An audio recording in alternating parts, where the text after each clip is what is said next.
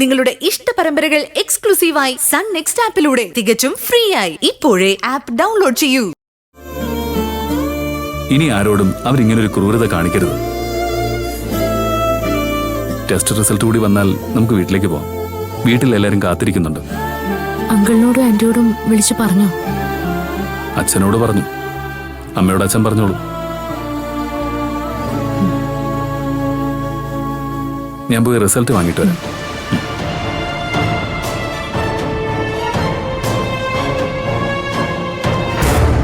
എന്താ ജയ, ഭാവനയെ കിട്ടിയെന്ന് പറഞ്ഞിട്ട് നിന്റെ മുഖത്തൊരു സന്തോഷമില്ലാത്ത?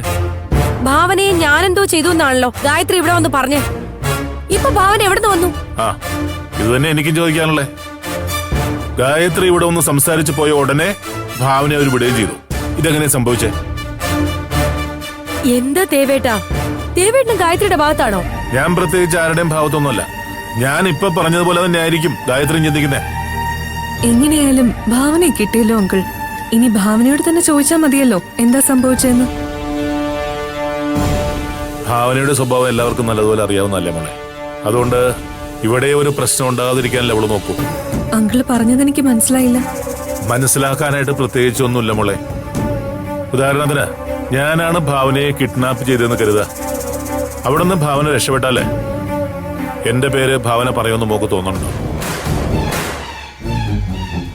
അവിടെ അവള് നോക്കുന്നത് ഈ കുടുംബത്തിന്റെ നന്മയും നിലനിൽപ്പും മാത്ര. ദേവേട്ടൻ പറഞ്ഞതിന്റെ അർത്ഥം എനിക്ക് മനസ്സിലാവുന്നുണ്ട്. നീ മനസ്സിലാക്കാൻ വേണ്ടി തന്നെയാ ഞാനിത് പറഞ്ഞേ.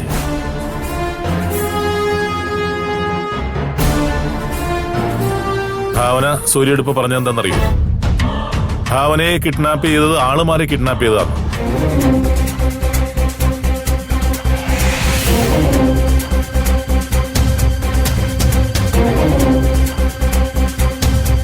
അവരെ ആരെയും ഇതിനു മുമ്പ് ഭാവന കണ്ടിട്ട് പോലുമില്ല. ഗായത്രി ഇവിടെ വന്നിട്ട് പോയതും ഭാവനെ അവർ മോചിപ്പിച്ചതും ഏതാണ്ട് അടുത്തടുത്ത സമയങ്ങളിലായതുകൊണ്ട് ആരായാലും ഇത് സംശയിക്കുമ്പോൾ. അതെ, അപ്പൊ അനിരുദ്ധനല്ലേ ഭാവനയെ കടത്തിക്കൊണ്ടു പോയത്? ചിലപ്പോ ആയിരിക്കില്ല. പിന്നെന്തിനാ അനിരുദ്ധനെ പോലീസ് പൊക്കിയത്?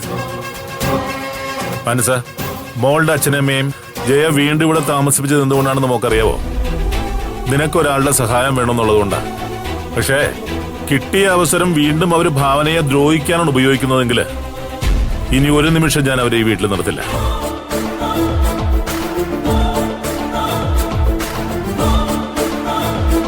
അത് മോളുടെ അച്ഛനും അമ്മയും നന്നായിട്ടൊന്ന് ഉപദേശിക്കണം. അല്ലെങ്കിൽ അവർക്കത് ദോഷം ചെയ്യും. ഇപ്പൊ തന്നെ ഭാവനയെ തിരിച്ചു കിട്ടിയോണ്ട് മാത്രം അവർ രക്ഷപ്പെട്ടിരിക്കുന്നേ. സൂര്യക്കും അജയനെയും ഭാര്യയും തന്നെ സംശയം. നമ്മുടെ സംശയമാണെന്ന്. മിക്കവാറും സൂര്യ വന്നിട്ടൊരു തീരുമാനം എടുക്കും. ഇനി അജയനും പ്രസീദ് ഇവിടെ വേണ്ടാമോ?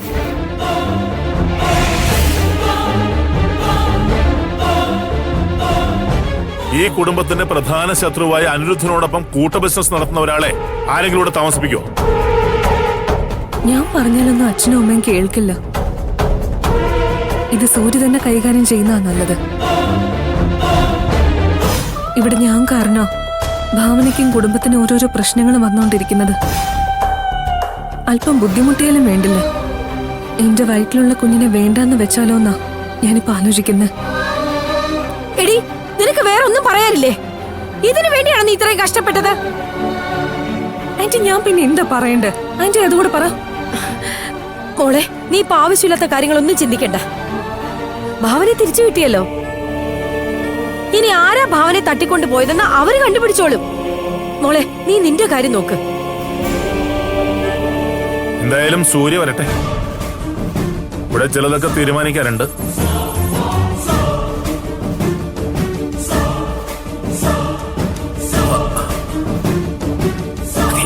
നീ വന്നേ.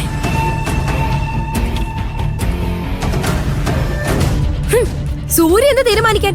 ഈ വീട്ടിൽ എന്ത് ചെയ്യണമെന്ന് ഞാൻ തീരുമാനിക്കും.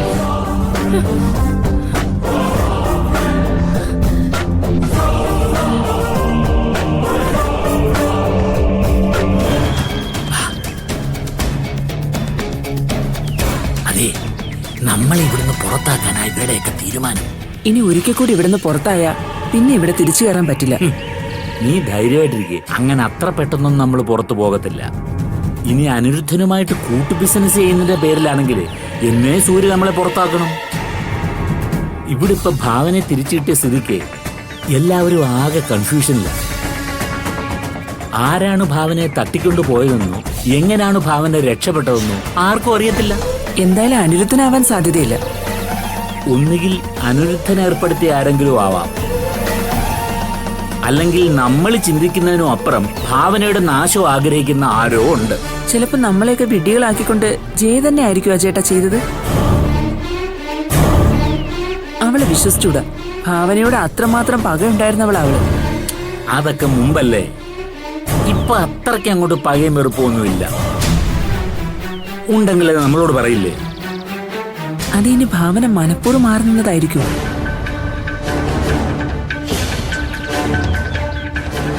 അവളെ വിശ്വസിക്കാൻ പറ്റില്ല ചേട്ടാ. കടന്ന ബുദ്ധിയുള്ളവളാ. നമ്മൾ ഈ വീട്ടിലുള്ളതുകൊണ്ടാണല്ലോ അവളെ ഈ വീട്ടിൽ നിൽക്കാൻ ഗായത്രി സേതു അനുവദിക്കാത്തത്. അങ്ങനെയും സംഭവിക്കാം. ഇത് അത് തന്നെ ചേട്ടാ. നമ്മളെ സംശയിക്കാൻ വേണ്ടി ഭാവന തന്നെ സ്വയം മാറുന്നതായിരിക്കും. ഹ, പിന്നെന്തിനാ അവൾ ഇപ്പൊ തിരിച്ചു വന്നത്? ഇത് അങ്ങനെ ആവുന്ന വഴിയില്ല. നമ്മളറിയാത്ത എന്തോ ഇതിന് പിന്നിലുണ്ട്. അതെന്താണെന്ന് വേണം നമ്മൾ ആദ്യം കണ്ടുപിടിക്കാൻ. അതെ, നമ്മുടെ മോളിനെയും നമ്മളെ സഹായിക്കുമെന്നുള്ള ചിന്തയേ വേണ്ട. അത് ഇന്നത്തോടെ എനിക്ക് മനസ്സിലായി. നമ്മൾ അവളെ ഒന്ന് രക്ഷപ്പെടുത്താൻ വേണ്ടിയല്ലേ പല കളികളും കളിച്ചത്. ഇപ്പൊ അവള് നല്ല പിള്ളയായി, നമ്മൾ ആർക്കും വേണ്ടാത്തവരുമായി. ഛേ, അതെ, ആ ജയയുടെ ഫോണിൽ അനിരുദ്ധനെ വിളിക്കാൻ പാടില്ലായിരുന്നു. അതുകൊണ്ടാ ജയക്ക് നമ്മളോട് ദേഷ്യം കൂടിയത്. ജയയുടെ ഫോൺ പരിശോധിക്കുന്നത് നമ്മൾ അറിഞ്ഞോ? അല്പ അശ്രദ്ധ മതി പണി കിട്ടാൻ. ഇക്കണക്കിന് ഭാവന കാലൊന്നും തട്ടി വീണാലും ആദ്യം സംശയിക്കുന്നത് നമ്മളെ ആയിരിക്കും. ഇനി അടുത്ത കാലത്തേക്കൊന്നും ഭാവന ഇങ്ങോട്ട് അയക്കില്ല. അത് നേരാ.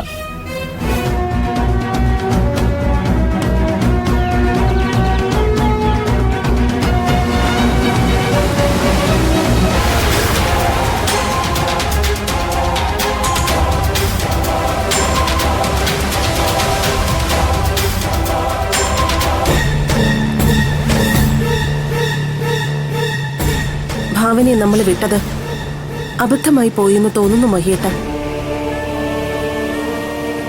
അതെന്താ ഇപ്പൊ അങ്ങനെ തോന്നാൻ? അവള് പോലീസിനോട് സത്യം പറഞ്ഞ നമ്മൾ കുടുങ്ങില്ലേ? ഭാവനയുടെ ക്യാരക്ടർ ഞാൻ അറിഞ്ഞിടത്തോളം നല്ലൊരു ക്യാരക്ടറാണ്. നമ്മൾ തെളിവ് സഹിത ഭാവനയുടെ കാര്യങ്ങൾ അവതരിപ്പിച്ച് അതൊക്കെ സത്യമാണെന്ന് അവൾക്ക് ബോധ്യമായതുകൊണ്ടാണ് മാനസിൽ നിന്നും അവളെല്ലാം ചോദിച്ചറിയാന്ന് പറഞ്ഞത്.